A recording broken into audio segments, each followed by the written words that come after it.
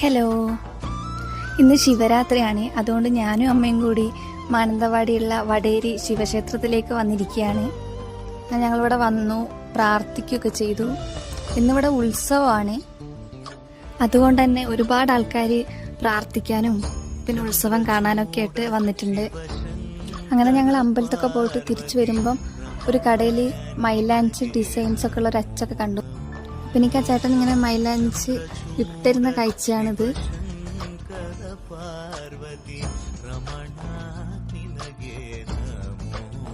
മൈലാഞ്ചൊക്കെ ഇട്ട് കഴിഞ്ഞ് ഞങ്ങൾ തിരിച്ചു വരുമ്പോൾ വിചാരിച്ചു ഒരു അമ്പലത്തിൽ കൂടെ പോവാന്ന്. അങ്ങനെ ഞങ്ങൾ മാനന്തവാടിയിൽ നിന്നും കാട്ടിക്കുളത്തേക്ക് ബസ് കയറി.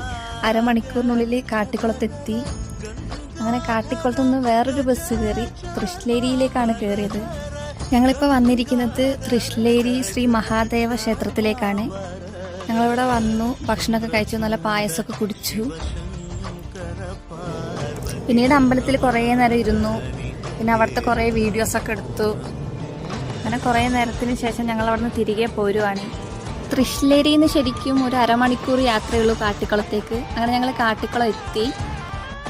എൻ്റെ ഒരു വാച്ച് റെഡിയാക്കാനുണ്ടായിരുന്നു. അപ്പോൾ ഞങ്ങൾ ഇവിടെ ഒരു വാച്ച് കടയിൽ കയറി വാച്ചൊക്കെ റെഡിയാക്കി അങ്ങനെ വീട്ടിലേക്ക് തിരിച്ചു പോരുവാണ്. അപ്പം ടാറ്റാ.